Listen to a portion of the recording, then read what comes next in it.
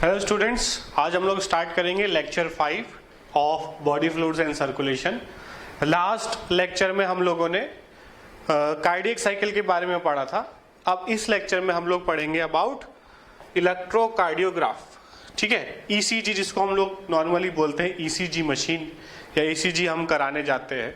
तो वो ईसीजी क्या होता है और वो क्या बताता है, ठीक है, हम लोग इसके बारे में आज पढ़ते हैं। तो स्टार्ट करते हैं इसको हम लोग। ईसीजी क्या है? It is an instrument use to obtain electrocardiogram. Machine का नाम इलेक्ट्रोकार्डियोग्राफ है, ठीक है, और जो प्रिंट होकर निकलता है उसको हम बोलते हैं electrocardiogram. Electrocardiogram is the graphical representation of the electrical activity of the heart during the cardiac cycle. ठीक है, तो ये क्या बता रहा है कि हार्ट की जो इलेक्ट्रिकल एक्टिविटी है, जो हम लोगों ने पढ़ा था एसए नोड, एवी नोड, जो इलेक्ट्रिकल इंपल्सेस निकलती है, उस एक्टिविटी को ये ट्रैक करता है और एक ग्राफ बनाता है। ठीक है, उस ग्राफ को हम बोलते हैं इलेक्ट्रोकार्डियोग्राम। ठीक है, उस ग्राफ से हम लोग बहुत सारी चीजें पता कर सकते हैं अबाउट हार्ट। ठीक है, कि हार्ट में कुछ प्रॉब्लम है क्या, हार्ट में एट्रियम में कुछ प्रॉब्लम है या वेंट्रिकल्स में कुछ प्रॉब्लम है, वो हम उस ग्राफ के थ्रू पता कर सकते हैं। ठीक है, ये आप लोगों ने मूवीज में, सिनेमा में देखा होगा, ये ऐसा ग्राफ बनता होता है। आगे नेक्स्ट स्लाइड में दिखाता हूं मैं आपको। हाँ, इस तरीके का ग्राफ, वो कोई पेशेंट होता है, वो हीरो हीरोइन जो है एडमिट होता है, उसको एक्सीडेंट होता है, वो ग्राफ कंटिन्यूअसली चलता रहता है। ठीक है, और अगर वो ग्राफ सीधा, वो लाइन अगर सीधी हो जाती है तो पेशेंट मर जाता है। ठीक है, तो वो कंटिन्यूअसली डॉक्टर उसको मॉनिटर करते हैं। ठीक है, तो उसमें वो लोग क्या देखते हैं और कैसे पता करते हैं कि हार्ट में कुछ प्रॉब्लम है, या फिर किसी को अगर चेस्ट पेन होता है, कुछ होता है, तो डॉक्टर बोलता है एक बार ईसीजी करेंगे। तो ईसीजी करके वो कैसे पता लगाता है कि क्या प्रॉब्लम है। ठीक है, हार्ट में अलग अलग तरीके के प्रॉब्लम्स हो सकते हैं, ब्लॉकेज हो सकता है, ऐसे नोड में प्रॉब्लम हो सकता है, एवी नोड में प्रॉब्लम हो सकता है। तो कहाँ पर प्रॉब्लम है वो इस ग्राफ के थ्रू हम पता कर सकते हैं। कैसे वो हम लोग अभी आगे बढ़ेंगे। ठीक है, to get an ECG a patient is connected to the machine with 3 electrical leads. ठीक है, तो पेशेंट को 3 इलेक्ट्रिकल लीड्स के साथ कनेक्ट किया जाता है, 1 to the each wrist and 2 left ankle. ठीक है, 3 इलेक्ट्रिकल लीड्स जो है वो पेशेंट को लेटाया जाएगा और उसमें 3 लीड लगा जाएंगी दोनों रिस्ट पे और लेफ्ट एंकल पे। That monitor heart activity. For a detailed evaluation of heart function, multiple leads are attached to the chest region। और पर्टिकुलर हमको देखने के लिए, डिटेल्ड रिजल्ट देखने के लिए और 2-3 जो है वो चेस्ट पे भी लगाए जाते हैं लीड। ठीक है, आपने देखा होगा किसी पेशेंट का ईसीजी होते हुए, तो मेजरली इलेक्ट्रिकल चीज़ों को कनेक्ट करने के लिए, उसको डिटेक्ट करने के लिए 3 लीड्स लगाते हैं, और एक्स्ट्रा जानने के लिए हार्ट के बारे में, फंक्शनिंग के बारे में हम लोग कुछ चेस्ट पे भी कुछ लीड्स को लगाते हैं। ठीक है, उसके बाद अगर हम लोग इसको ध्यान से देखें, जो वेव बन रहा है यहां पर, दिस इज आवर ईसीजी। ठीक है, ये पूरा जो है एक ईसीजी है, और ये एक को आप देख रहे हो, ये ऐसा है, ये कंटिन्यूअसली ऐसे ऐसे चलता रहेगा। ठीक है, normal heart beat, fast heart beat, slow heart beat और इर्रेगुलर हार्ट बीट। ठीक है, तो नॉर्मली हमारे अंदर ऐसा ईसीजी हमें मिलेगा। ठीक है, तो अब इसमें आप देखोगे ये है पी वेव, ये वाला जो है दिस इज पी वेव। फिर ये सीधा चल रहा है, पी वेव में थोड़ा सा ऊपर उठ रहा है, फिर ये फिर सीधा चल रहा है, थोड़ा क्यू में नीचे जा रहा है, आर में ऊपर जा रहा है, एस में वापस नीचे आ रहा है, फिर थोड़ा सा ऊपर, फिर सीधा चल रहा है, और टी में वापस ऊपर, और ये यहाँ खत्म। यहाँ खत्म होने के बाद वापस से यहाँ पर फिर से पी आ जाएगा ये। ठीक है, तो ये कंटिन्यूस ऐसे चलता रहेगा। अब पी वेव क्या बताता है? Represent the excitation depolarization of atria which causes atrial systole. ठीक है, मतलब पी वेव क्या बताता है? एट्रियल सिस्टोल को बताता है, जहां पर एक्साइटेशन हो रहा है एट्रिया का। ठीक है, और सिस्टोल मतलब हमें पता है कि सिस्टोल मतलब होता है कॉन्ट्रैक्शन। ठीक है, तो जब पी वेव हो रहा है तब क्या हो रहा है? एट्रिया का कॉन्ट्रैक्शन हो रहा है। उसके बाद QRS complex represent depolarization of ventricles. ठीक है, जिसको हम बोलते हैं वेंट्रिकुलर सिस्टोल। ठीक है, हमको पता है वेंट्रिकल्स में ज्यादा कॉन्ट्रैक्शन होता है एज कंपेयर टू एट्रियम, काफी ताकत से कॉन्ट्रैक्शन होने वाला है, इसलिए यहाँ पर हम देख रहे हैं कि काफी बड़ा और पीक जैसा यहाँ पर बन रहा है, जिसको हम लोग QRS कॉम्प्लेक्स बोल रहे हैं। ठीक है, उसके बाद T wave represent the repolarisation of ventricles. जब वेंट्रिकल्स रिलैक्स होंगे तो उसको हम बोलेंगे टी वेव। ठीक है, तो ये बेसिक पी वेव क्या बताता है, QRS क्या बताता है, टी क्या बताता है, ऐसे क्वेश्चन आ सकते हैं। ठीक है, इसको थोड़ा सा और डिटेल में जानने की कोशिश करते हैं। Deviation in the ECG indicates abnormality or disease. So ECG has great clinical significance. अगर किसी पर्सन का ECG में इसमें कुछ चेंजेस आता है, मान लो जो P वेव है वो नीचे चला गया या P वेव ऊपर चला गया, QRS छोटा हो गया या QRS बड़ा हो गया, T वेव छोटा हो गया या T वेव बड़ा हो गया, ऐसा कुछ भी चेंजेस अगर आ रहा है तो उससे हम कुछ पता लगा सकते हैं। कैसे, इसको हम थोड़ा डिटेल में पढ़ेंगे। यहाँ पे कुछ चीजें वही लिखी है सेम। ठीक है, जैसे नॉर्मल ये लिखने की जरूरत नहीं है, वही चीज वापस रिपीट कर दी गई है। QRS कॉम्प्लेक्स में 3 कंपोनेंट होते हैं, QRS। P wave is a small upward wave that indicate depolarization of atria, ये ऑलरेडी मैं बता चुका हूं। ठीक है, second wave QRS begins after fraction of second of the P wave. P wave के थोड़ी देर बाद, अगर आप देखोगे डायग्राम में, P वेव के तुरंत QRS स्टार्ट नहीं हो रहा है, बीच में थोड़ा सा एक फ्रैक्शन ऑफ सेकेंड का टाइम है यहाँ पर। ठीक है, बहुत हल्का सा टाइम है। ठीक है, उसके बाद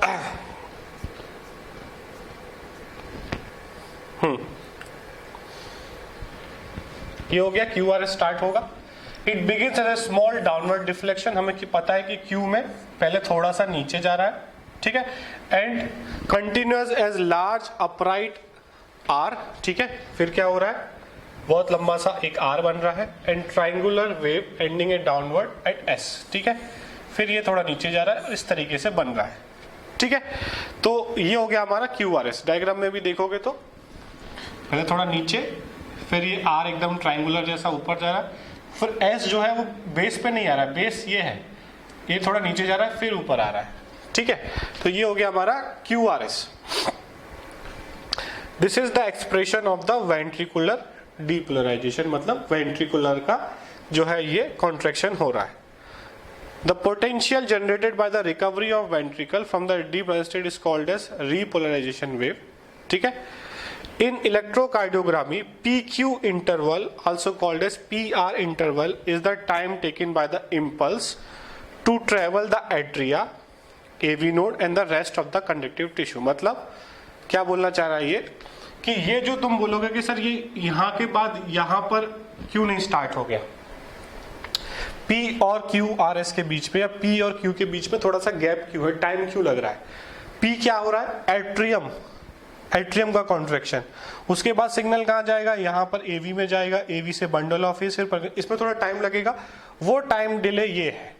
ठीक है, वो टाइम डिले क्या है, ये जो थोड़ा सा टाइम है, this is delay in the transmission of impulse from ऐसे नोड टू वेंट्रिकल्स। वेंट्रिकल्स तक पहुंचने में जो डिले हो रहा है उसको हम बोल रहे हैं दिस गैप, PQ इंटरवल। इसको हम बोलते हैं, this point is known as PQ interval, ये वाला। ठीक है, तो PQ इंटरवल क्या हुआ भाई, time taking to transmit impulse which is generated by SA node to ventricles. ठीक है, और जैसे ही वेंट्रिकल्स तक पहुंचेगा ये वेंट्रिकल का कॉन्ट्रैक्शन स्टार्ट हो जाएगा, जो QRS रिप्रेजेंट कर रहा है। ठीक है,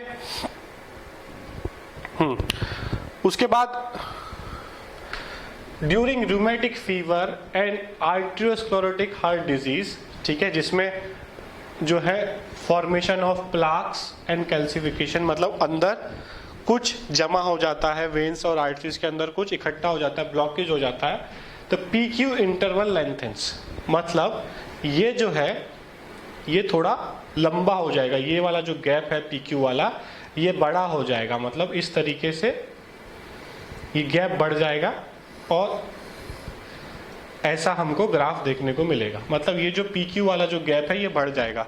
तो अगर तुमने ECG कराया और डॉक्टर को ये PQ गैप ज्यादा मिलता है तो वो क्या बोलेगा कि आपको कहीं ना कहीं ब्लॉकेज है, आपके आर्टरीज में, कोरोनरी आर्टरीज में या हार्ट के आसपास कुछ ब्लॉकेज है। ठीक है, तो सिर्फ ग्राफ देख के वो ये चीज पता कर सकता है। और क्या पता कर सकते हैं हम लोग? Normal PR interval last 0.1 second, 0.16 second. ठीक है, उसके बाद enlarge Q and R waves are the indication of myocardial infarction. ठीक है, अगर एनलार्ज Q R वेव है, ये वाला जो वेव है ये अगर ज्यादा बड़ा हो जाता है तो वो मायोकार्डियल इंफार्क्शन का जो है वो इंडिकेशन है। ठीक है, उसके बाद the ST interval is the representation. ST interval मतलब ये वाला, ये जो टाइम है जहां पर कुछ भी नहीं हो रहा है, सीधा सीधा चल रहा है। End of spread of impulse through ventricles and its repolarization. ठीक है, तो ST segment is elevated in acute myocardial infarction. ठीक है, तो अगर ये ST सेगमेंट एलिवेटेड है तो एक्यूट मायोकार्डियल इंफेक्शन हो सकता है।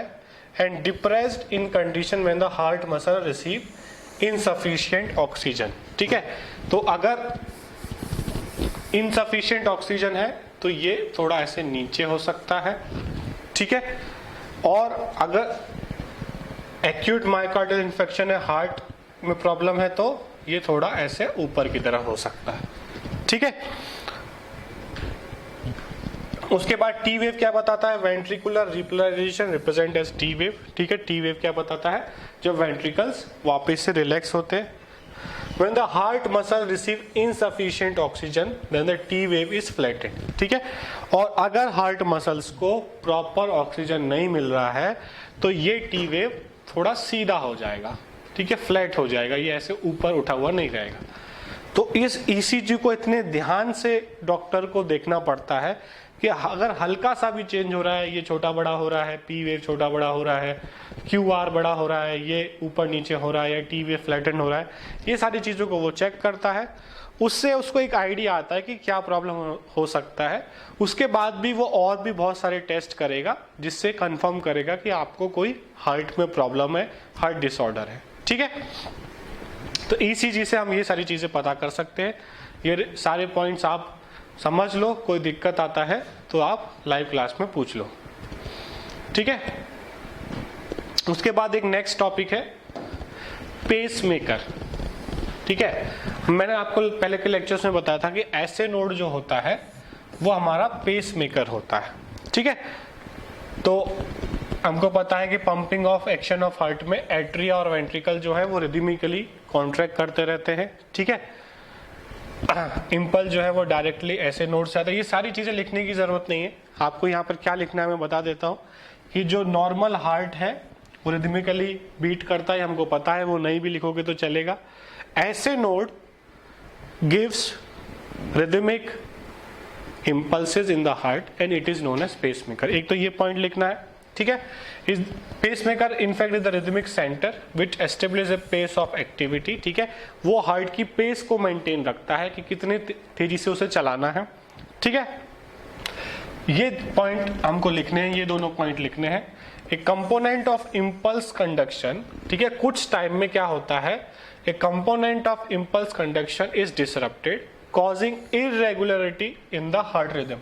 अगर कहीं गड़बड़ आ जाती है ऐसे नोड में, AV नोड में या नोडल पाथवे में कहीं पे कुछ गड़बड़ आती है तो रिदम जो है वो गड़बड़ हो सकता है। लाइक फेलियर और रिसीविंग और आर्टियर इम्पल्स बाय वेंट्रिकल और completely independent contraction of atria and ventricles. मान लो एट्रिया और वेंट्रिकल्स के बीच में कोऑर्डिनेशन बिगड़ गया है, तो ये सारी चीजें जो है वो पेसमेकर में कुछ दिक्कत बताएगा। ठीक है, अब किसी में अगर ऐसा हो रहा है, ठीक है, तो क्या करेंगे? Such type of patients are provided with an artificial electronic device which regularly send small amount of electrical charge for maintaining the rhythmicity of the heart. ठीक है, तो क्या करते हैं हम लोग, एक आर्टिफिशियल पेसमेकर उनके अंदर इम्प्लांट करते हैं। ठीक है, जिससे वो अब पेसमेकर का काम करने लगता है, क्योंकि उसके ऐसे नोड में या AV नोड में कुछ दिक्कत है, तो हम बाहर से मसल्स को इम्पल्स देना स्टार्ट कर देते। देखो हार्ट मसल्स को इम्पल्स मिलना चाहिए, चाहे वो ऐसे नोड से मिले या कहीं और से मिले, उसे इम्पल्स मिलना चाहिए, वो कॉन्ट्रैक्ट रिलैक्स करता रहेगा, ठीक है। तो यहाँ पर हम लोग उसे इम्पल्स दे रहे हैं बाहर से। इसलिए हमको जब करंट लगता है, अगर किसी को ज्यादा तेज करंट लगता है तो वो मर क्यों जाता है, क्योंकि वो जो करंट है वो उसके हार्ट के इलेक्ट्रिकल एक्टिविटी को डिस्टर्ब कर देता है। एक साथ हार्ट, आर्टरी और वेंट्रिकल्स एक साथ कॉन्ट्रैक्ट कर जाते हैं, ठीक है। इसलिए जो है हाई वोल्टेज करंट लगने से डेथ हो जाती है तुरंत, क्योंकि ये जो इलेक्ट्रिकल एक्टिविटी है वो बिगड़ जाती है। बट इसमें क्या है, इलेक्ट्रिकल एक्टिविटी बिगड़ी है तो हार्ट में कुछ डैमेज नहीं हुआ है, सिर्फ उसका कोऑर्डिनेशन बिगड़ गया। इसलिए हम लोग उसे फिर जो है सीपीआर के थ्रू फिर से हम उसको करंट देकर एक पर्टिकुलर रेंज का हम उसके हार्ट को वापस से एक्टिवेट कर सकते हैं, ठीक है। इसमें सीपीआर जो है वो 100% सक्सेसफुल नहीं होता। जरूरी नहीं है कि जो भी करंट लेके मरा है वो तुरंत जिंदा हो जाएगा, बट बहुत सारे केसेस में वो वापस से उसका हार्ट काम करने लगता है। अगर हार्ट सडनली किसी कारण बंद हो गया है, शॉक की वजह से, चोट, अगर उसको कोई सर पे चोट लगा है या कोई करंट लग गया है उसको, तो वो वापस से सीपीआर के थ्रू उसे जिंदा किया जा सकता है। 100% नहीं, बट 30-40% में हम सीपीआर के थ्रू वो पर्सन को, जिसमें हार्ट में कोई दिक्कत, मतलब कोई मैकेनिकल डैमेज नहीं हुआ है, सिर्फ उसकी हार्ट एक्टिविटी कुछ कारण की वजह से बंद हो गई है टेम्परेरीली, ठीक है। तो आर्टिफिशियल पेसमेकर हम ऐसे पेशेंट्स में लगाएंगे। कहां पर लगाएंगे? सबक्यूटेनियसली, मतलब स्किन के नीचे, in the upper thoracic region having a connection with the heart, ठीक है। तो ये अपर थोरेसिक रीजन में हार्ट के पास स्किन के नीचे हम लगाएंगे ऐसे पेशेंट्स में, ठीक है। उसके बाद in patient having symptoms of ventricular escape, Stokes, Adam syndrome, ये हमारे सिलेबस में नहीं है, ठीक है, तो इसको हम छोड़ सकते हैं। In which the atrial impulse suddenly fails to be transported to the ventricle. Ventricular escape मतलब कि जो इम्पल्स है वो वेंट्रिकल्स तक नहीं पहुंच पा रही। ऐसे नोड की जो इम्पल्स है वो या तो वीक हो गई है या कोई भी कारण की वजह से वो ऐसे नोड से वेंट्रिकल्स तक नहीं पहुंच पा रही। बंडल ऑफिस में कुछ प्रॉब्लम है या एवी नोड में कुछ प्रॉब्लम है, ठीक है, which may last for few seconds to few hours even. The artificial pacemaker is connected to the right ventricle for the controlling its rhythm, ठीक है। तो इन पेशेंट में जहां पर वेंट्रिकुलर एस्केप हो रहा है, वेंट्रिकल्स में कॉन्ट्रैक्शन नहीं हो रहा है, वहां पर पेसमेकर कहां लगाया जाता है? राइट वेंट्रिकल में, ठीक है। तो जरूरी नहीं है कि पेसमेकर जो है चेस्ट में ही लगाया जाए, स्किन के नीचे ही लगाया जाए, वो राइट वेंट्रिकल के पास भी लगाया जा सकता है according to patients problem, patient में क्या प्रॉब्लम है वो, ठीक है।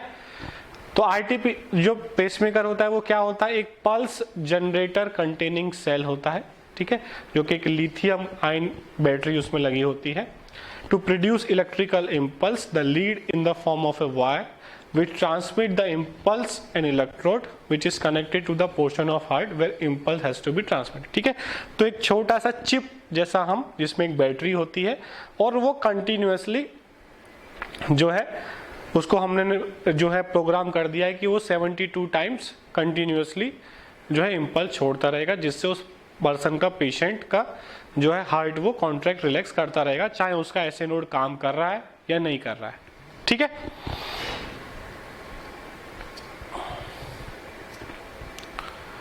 उसके बाद एक नॉर्मल क्वेश्चन आता है कि what is hepatic portal system, ठीक है। तो इसमें आपको इतना समझ लेना है कि it is a system which includes hepatic portal vein, hepatic मतलब लीवर से रिलेटेड है, that carries blood from intestine to the liver before it is liver to the systemic circulation, ठीक है। तो जो भी हम लोग खाते हैं, ठीक है, वो सारा एब्जॉर्ब हमें पता है इंटेस्टाइन से होता है, और इंटेस्टाइन से वो सारा खाना जो है हिपैटिक पोर्टल सिस्टम के थ्रू लिवर में लाया जाता है और लिवर से वो वापस से फिर हार्ट में जाता है, ठीक है। तो कभी कभी क्वेश्चन आता है कि हिपैटिक पोर्टल सिस्टम क्या करता है, तो ये उसमें हम लिखना है या इसके थ्रू कोई एमसीक्यू भी आ सकता है, ठीक है। तो हिपैटिक पोर्टल सिस्टम क्या है? It is A connection between intestine and liver. जो भी हम लोग फूड खाते हैं वो इंटेस्टाइन में डाइजेस्ट होता है, एब्जॉर्ब होता है, एब्जॉर्ब होने के बाद पोर्टल सिस्टम में आता है, जिससे वो लिवर में जाता है, लिवर देखता है क्या क्या आया और फिर उस ब्लड को वो आगे पास ऑन करता है हार्ट में, जिससे हार्ट के थ्रू पूरी बॉडी में वो जो एब्जॉर्ब फूड है वो पूरी बॉडी में पहुंच जाए, ठीक है। उसके बाद हार्ट को जो सप्लाई करते हैं वो कोरोनरीज आर्टरीज होते हैं। देखो हार्ट पूरे बॉडी को सप्लाई कर रहा है, बट उसके मेंटेनेंस के लिए भी उसको ब्लड चाहिए, उसे भी न्यूट्रिशन चाहिए, तो उसको जो सप्लाई करते हैं उनको हम बोलते हैं coronary arteries and coronary veins. ठीक है, it is system of coronary vessels that circulate blood to and from cardiac musculature या कार्डियक मसल्स। ठीक है, तो हार्ट के अपने लिए, अपने मेंटेनेंस के लिए जो ब्लड और न्यूट्रिशन मिलता है वो किससे मिलता है? कोरोनरी आर्टरीज और कोरोनरी वेन्स से। ठीक है, ये लेकर आएगा, ये लेकर जाएगा। ठीक है, उसके बाद हमारा लास्ट टॉपिक डिसऑर्डर्स। ठीक है, हार्ट से रिलेटेड, सर्कुलेटरी सिस्टम से रिलेटेड जो भी डिसऑर्डर्स है उसको हम लोग यहाँ पे डिस्कस करेंगे। फर्स्ट है हाइपरटेंशन, जिसको हम कॉमनली बोलते हैं हाई ब्लड प्रेशर या हाई बीपी। ठीक है, pressure of circulating blood on the walls of blood vessel is called as blood pressure. ठीक है, तो जो सर्कुलेटिंग ब्लड वेसल्स पे जो प्रेशर लगाता है उसे हम ब्लड प्रेशर बोलते हैं। नॉर्मली कितना है वो? 120/80 mmHg। ठीक है, इससे हम इसको मॉनिटर करते हैं, देखा होगा यहाँ पर हाथ पे एक पट्टा पहनाते हैं। ठीक है, आजकल डिजिटल आने लगा, नहीं तो पहले वो पंप वाला आता था, पहले हम उसको पूरा टाइट करते थे, फिर मरकरी के थ्रू हम पता करते थे, बट आजकल ये डिजिटल आ जाता है जिसमें वो लिखा हुआ आ जाता है। पहले डॉक्टर जो है वो खुद से वो स्टेथोस्कोप लगाकर पता करता था। ठीक है, तो नॉर्मल पेशेंट में जो है वो इतना रहेगा। ठीक है, प्री हाइपरटेंशन मतलब थोड़ा सा उसको प्रॉब्लम है।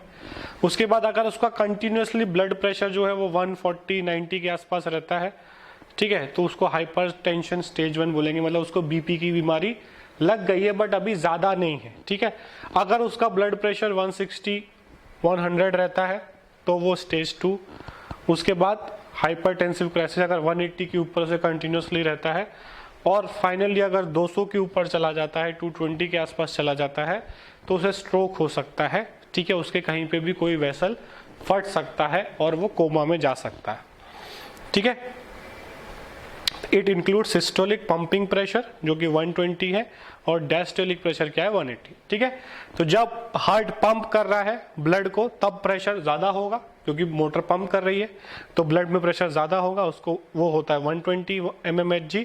और जब पंप नहीं हो रहा है उस टाइम पे जो प्रेशर होगा वो होगा 80 mmHg। ये नॉर्मल है। ठीक है, तो ये हो गया first disease hypertension. When the blood pressure is higher than normal it is called as hypertension. If an individual repeatedly has the BP of 140-90 or it shows hypertension, it leads to heart diseases and affects vital organs। ठीक है, और continuously अगर blood pressure ज्यादा रहेगा तो वो बाकी के ऑर्गन्स में, क्योंकि प्रेशर से ब्लड जा रहा है तो वो टिश्यूज को डैमेज कर सकता है। कहीं पर अगर वीन पतला है या आर्टरी पतला है तो वहां पर जो है रप्चर हो सकता है, वो फट सकता है। ठीक है, उसके बाद foods to avoid during high blood pressure. ठीक है, अल्कोहल नहीं लेना चाहिए, ऑयल ज़्यादा नहीं लेने चाहिए, ज़्यादा नॉनवेज नहीं खाना चाहिए, ज़्यादा सॉल्ट नहीं लेना चाहिए जब किसी को blood pressure, high blood pressure का प्रॉब्लम है। ठीक है, अगर लो ब्लड प्रेशर है तो अलग चीज़ें होंगी, हाई ब्लड प्रेशर है तो सॉल्ट कम कर देना चाहिए, शुगर कम कर देना चाहिए, मीट कम कर देना चाहिए, ऑयल्स, अल्कोहल, ये सारी चीज़ें उस पर्सन को अवॉइड करना चाहिए। फिर भी अगर वो अवॉइड नहीं करेगा तो उसे कभी भी हार्ट अटैक आ सकता है, वो मर सकता है। सेकेंड है हमारे कोरोनरी आर्टरी डिजीज, जिसको हम लोग बोलते हैं एथेरोस्क्लेरोसिस। ठीक है, तो ये हमने देखा कि यहाँ पर क्या है, नॉर्मल कोरोनरी आर्टरी, ये नॉर्मल आर्टरी है, नॉर्मल ब्लड फ्लो चल रहा है, कोई दिक्कत नहीं है। अब यहाँ पर क्या होता है, कुछ चीज़ें इकट्ठी होने लग जाती है। ठीक है, जैसे कि calcium, fat, cholesterol, fibrous tissue, ये कोरोनरी आर्टरी में इकट्ठा होने लग जाती है, जिसकी वजह से क्या होता है, ब्लड फ्लो जो है वो प्रॉपर नहीं हो पाता है। ठीक है, तो it makes the lumen of arteries narrower and thereby affect the blood supply. अब ये थोड़ा बहुत है तो चल जाता है काम, बट धीरे धीरे क्या होता है, ये ब्लॉकेज बढ़ता जाता है और ये पूरी तरीके से इसको बंद कर देता है, जिसकी वजह से वो पर्सन को हार्ट अटैक आ जाता है। ठीक है, क्योंकि उसका ब्लड फ्लो एकदम से रुक जाएगा और वेन और आर्टरीज जो है वो वहाँ से, आर्टरी जो है वहाँ से वो फट जाएगी। ठीक है, यहाँ से पीछे से वो फट जाएगी क्योंकि आगे ब्लड नहीं जा पा रहा है। ठीक है, ये मेनली किस केस में होगा, जो पर्सन बहुत ज़्यादा फैटी चीज़ें खाता, ऑयली चीज़ें खाता है, कोलेस्ट्रॉल वो ज़्यादा खाता है, ठीक है, और एक्टिविटी उसका फिजिकल एक्टिविटी बहुत कम है, ठीक है, तो ये 35-40 की रेंज से ये सारी प्रॉब्लम्स उस पर्सन में होना स्टार्ट होती है। यंग लोगों में ऐसा नहीं होता है, बट 35-40 की एज में ये सारी चीज़ें स्टार्ट होती है, और ये जब चल रहा होता है तो पता नहीं चलता है कि हो रहा है, इंसान को नॉर्मल लगता है, कोई दिक्कत नहीं। जब ये बहुत ज़्यादा हो जाता है तब एक अचानक से ब्लॉकेज होता है, ठीक है। इसलिए नॉर्मल चेकअप, नॉर्मल साल में एक बार सब कुछ ठीक है, फिर भी हमको ईसीजी कराना चाहिए, जिससे ये डिटेक्ट हो जाएगा पहली स्टेज में, तो हम इसका क्लीनिंग करा के जिंदा रह सकते हैं, ठीक है।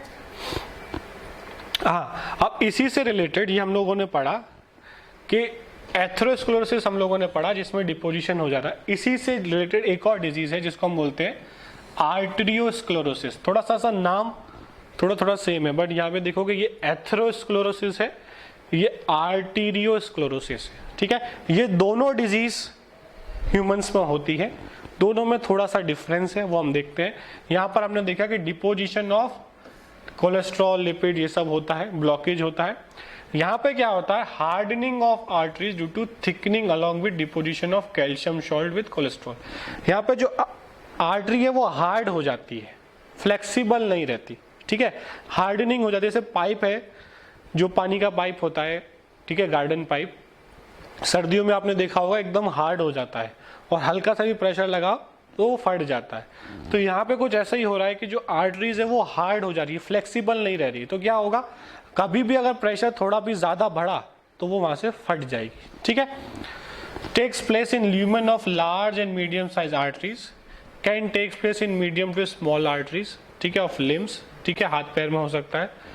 प्लक्स और फॉर्म प्लक्स मतलब वो जो डिपोजिशन हो रहा है, जो इकट्ठा हो रहा है कचरा, due to proliferation of smooth muscles of inner wall, ठीक है, ये ज्यादा इंपॉर्टेंट नहीं है। यहाँ पे कोई प्लाक फॉर्मेशन नहीं होगा, बट आर्टरीज जो है वो स्टिफ हो जाएंगी, रिजिड हो जाएंगी ड्यू टू कैल्सिफिकेशन। उनकी वॉल्स पे कैल्शियम डिपोजिट हो गया है, ज्यादा कैल्शियम होने की वजह से ये हो सकता है, और आर्टरीज थिक हो गई है, ठीक है। Encroachment of lumen of arteries present in artery lumen में get blocked resulting on no blood supply, ठीक है। तो इसमें सिंपल यही है कि इसमें वो धीरे धीरे बढ़ता जाएगा और ब्लड सप्लाई को रोक सकता है। इसमें कोई भी ऐसा ब्लॉकेज जैसा नहीं हो रहा है, ठीक है, इसमें कुछ ब्लॉकेज नहीं हो रहा है, कुछ कचरा इकट्ठा नहीं हो रहा है, बट जो आर्टरी है वो हार्ड हो गई है, जो है वो नॉन फ्लेक्सिबल हो गई है।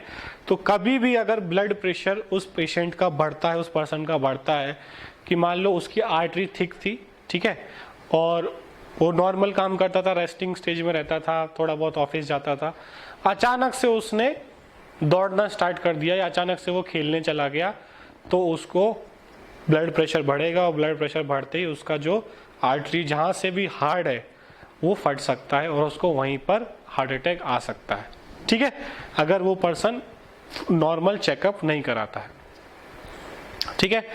एंजाइना जिसको हम बोलते हैं, एंजाइना पेक्टोरिस भी बोलते हैं, जिसको हम चेस्ट पेन बोलते हैं, due to oxygen deficiency to heart muscles, ठीक है।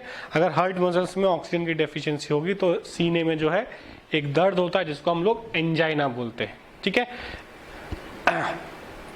It is common among middle age and adult, ठीक है, ओल्ड एज में ये ज्यादातर होता है चेस्ट पेन, क्योंकि ऑक्सीजन सप्लाई प्रॉपर नहीं है। उसके बाद है हार्ट फेलियर, जिसको हम कंजस्टिव हार्ट फेलियर बोलते हैं। It is inability of heart to pump blood enough to meet the needs of the body, ठीक है, ब्लड हार्ट जो है उतना ब्लड पंप नहीं कर पा रहा जितना बॉडी को रिक्वायर्ड है, ठीक है, जिससे हार्ट फेलियर हो सकता है। Congestion of the lungs is the main symptom, ठीक है। इसमें क्या होता है कि लंग्स में प्रॉब्लम है, जैसे कि अभी आप देख रहे हो कोरोना के केसेस में लंग्स प्रॉपरली काम नहीं कर रहे हैं, ऑक्सीजन प्रॉपरली नहीं मिल पा रहा है, जिसकी वजह से हार्ट उसको पंप नहीं कर पा रहा है, ठीक है, ऑक्सीजन को, और हार्ट फेलियर हो रहा है, ठीक है। उसके बाद है कार्डियक अरेस्ट, ठीक है। तो कार्डियक अरेस्ट क्या है, एक इलेक्ट्रिकल प्रॉब्लम है, cardiac arrest is an electrical problem, ठीक है। और हार्ट अटैक, देखो दोनों में फर्क है। कार्डियक अरेस्ट में क्या हो रहा है कि इलेक्ट्रिकल कुछ प्रॉब्लम हो रही है, ऐसे नोड गड़बड़ हो गई, एवी नोड गड़बड़ हो गई, या कहीं पे भी प्रकंजे फाइबर्स में गड़बड़ हो गई और उसने काम करना बंद कर दिया, तो उसको हम बोलेंगे कार्डियक अरेस्ट। और हार्ट अटैक किसे बोलेंगे, वो एक प्लम्बिंग प्रॉब्लम है। प्लम्बिंग प्रॉब्लम मतलब वहां पर कुछ आपके पाइप्स में कुछ जमा हो गया है, आपके पाइप्स डैमेज हो गए, तो उसको हम हार्ट अटैक बोलते हैं। और अगर इलेक्ट्रिकल कुछ प्रॉब्लम है, करंट लगने से डेथ हुई है, तो उसे हम कार्डियक अरेस्ट बोलेंगे। कभी कभी हम दोनों एक ही चीज के लिए बोल देते हैं, बट दोनों में डिफरेंस है, ठीक है। तो कार्डियक अरेस्ट इलेक्ट्रिकल प्रॉब्लम है, ठीक है, और हार्ट अटैक एक प्लम्बिंग प्रॉब्लम मतलब कहीं हार्ट में आर्टरी में कहीं ब्लॉकेज हो गया, कैल्शियम भर गया, कोलेस्ट्रॉल इकट्ठा हो गया, या आर्टरी जो है वो थिक हो गई, फट गई, ठीक है।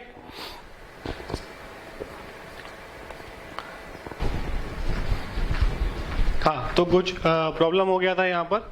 अब लास्ट हमारा टॉपिक है, ये हम लोगों ने देख लिया था कि कार्डियक अरेस्ट इलेक्ट्रिकल प्रॉब्लम है और हार्ट अटैक जो है वो प्लम्बिंग प्रॉब्लम है।